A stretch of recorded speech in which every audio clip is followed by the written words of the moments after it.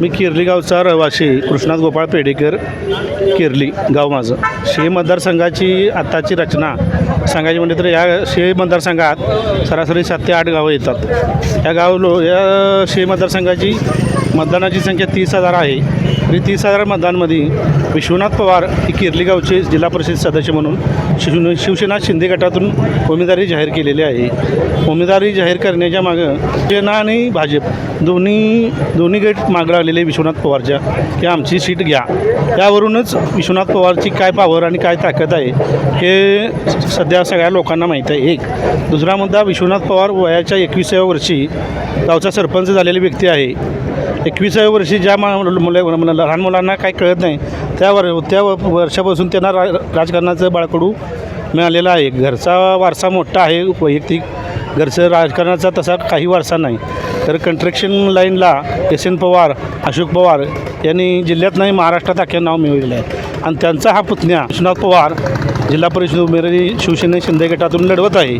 तरी गेली 15 वर्षे तो आपल्या भागात नाही, माझं वैयक्तिक रिलेशन 32 शिराळा, मांगले, वारणा, कोडोली या भागात देखील त्यांनी शैक्षणिकदृष्ट्या हे करण्यासाठी बऱ्याच वेळा फंड दिलेला आहे. कोणतंही सामाजिक, आर्थिक, राजकीय कुठल्याही क्षेत्रात म्हणला तर विश्वनाथ पवार आता या जिल्ह्याला वेड लावलेलं व्यक्तिमत्व तयार झालेलं आहे. कारण गेली 7 ते 8 वर्षे स्वतःचं पैसे खर्च करून प्रत्येक कामाला, प्रत्येक अडीअडचणीला उभा राहणारा व्यक्ती म्हणला तर विश्वनाथ पवार. आणि विश्वनाथ पवार ब्रँड तयार असा झाला आहे की राजकारणात त्याच्याशिवाय आता पर्याय नाही. आणि आत्ताच्या सध्याच्या वातावरणाचा फ्लो बघता सरासरी बघितलं तर विश्वनाथ पवार हा 5 ते 6 हजारच्या लीडनं येणार. हे वैयक्तिक माझं मत नाही, सगळ्या सामान्य नागरिकांचं, गोरगरीब जनतेचं आहे. का तर गोरगरीब जनतेपर्यंत, तळागाळापर्यंत पोचलेली व्यक्ती म्हणजे विश्वनाथ पवार. आणि दुसरा म्हणजे आता उमेदवारी तुम्हाला मिळाल्या 2 महिने 1.5 महिने तयारी केली अशी काही परिस्थिती नाही.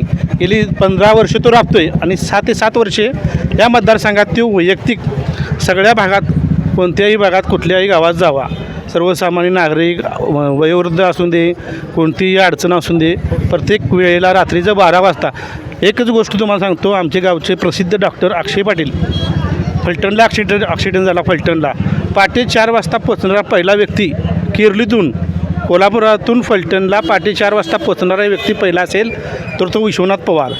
म्हणजे यावरून त्या कामाची पोचपावती तुम्हाला समजेल. आणि माझं वैयक्तिक म्हणण्यापेक्षा सगळ्या ग्रामस्थांच्या वतीनं असं मत आहे की ही शीट गुलाल लागलेली आहे, गुलाल पक्का आहे, काय विषय नाही.